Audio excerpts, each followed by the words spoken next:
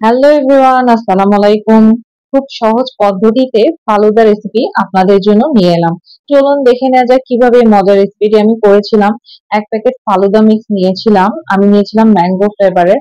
আপনারা চাইলে vanilla ফ্লেভারটাও use করতে পারেন, আমার কাছে এটা অনেক ভালো লাগে। এখন আমি প্রথমে জেলোটা বানিয়ে নিব। 1.5 কাপ পানি দিয়েছিলাম, এরপর আমি লাল জেলোটা দিয়ে দেবো। লাল জেলোটা দেওয়ার পর একটু নেড়ে চেড়ে বলক আসা পর্যন্ত অপেক্ষা করব। জেলোটা যখন একদম ভারী হয়ে আসবে, ভারী না হওয়া পর্যন্ত নাড়তেই থাকতে হবে, তা না হলে নিচে পুড়ে যাবে। জেলোটা যখন একদম ভারী হয়ে আসবে তখন আমি যে কোনো একটা বাটিতে ঢেলে একটু ঠান্ডা করার জন্য ফ্রিজে রেখে দিয়েছিলাম, তাহলে এটা তাড়াতাড়ি সেট হয়ে যাবে। আর একটা জেলো প্যাকেট আমি ঢেলে নিব। 1.5 কাপ পানিতে সবুজ রঙের জেলোটা আমি দিয়ে দিলাম, একটু নেড়ে ছেড়ে নিব। ভারী হয়ে আসলে আবারও সেম পদ্ধতিতে একটা বাটিতে ঢেলে ফ্রিজে রেখে ঠান্ডা করে নিব। এটা সেট হয়ে যাবে ততক্ষণে আমি এখন দুধটা জাল করে নিব।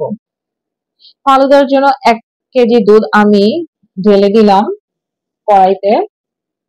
দুধটা বলক আসা পর্যন্ত অপেক্ষা করব। দুধটা যখন একটু বলক আসবে তখন আমি ফালুদা মিক্স প্যাকেটটা ঢেলে দিব। ফালুদা মিক্সটা ঢেলে দেওয়ার পর অনবরত নাড়তে থাকতে হবে, তা না হলে নিচে দলা বেঁধে যাবে। ফালুদা নাড়তে নাড়তে যখন একদম ভারী হয়ে আসবে তখন আমি একটা বাটিতে ঢেলে ঠান্ডা করে নিব। ফালুদাটা আমার হয়ে গেছে, এখন আমি বাটিতে ঢেলে নিলাম। ঠান্ডা হয়ে গেছে এখন আমার ফালুদাটা। এরপর যে জেলোগুলা রেখেছিলাম এগুলো আমি ইচ্ছা মতো শেপ দিয়ে কেটে নিব। তারপরে এই ফালুদার জন্য আমি নিয়েছিলাম কলা। কলাগুলোকে এখন ছোট ছোট পিস করে কেটে নিব। নিয়েছিলাম একটা আপেলের অর্ধেকটা, আপেলটাও এখন ছোট ছোট টুকরা করে কেটে নিব।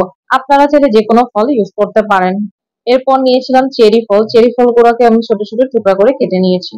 এখন ফালুদার উপর আমি প্রথমে কলাগুলো দিয়ে দিব, দিয়ে দিব আপেল,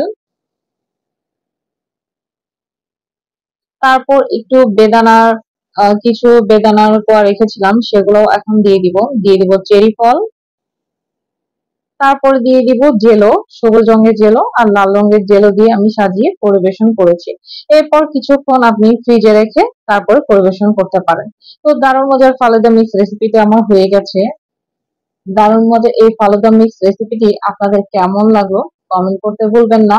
আর রেসিপিটি ভালো লাগলে লাইক, কমেন্ট এবং শেয়ার করতে ভুলবেন না। আমি খুব সহজ পদ্ধতিতে ফালুদা বানানোর রেসিপিটা আপনাদের দিয়েছি, তো আপনারা চাইলে এই পদ্ধতি অবলম্বন করে খুব সহজেই ফালুদা তৈরি করে নিতে পারেন। বাচ্চারা এবং বড়রা খুব পছন্দ করে এই রেসিপিটি।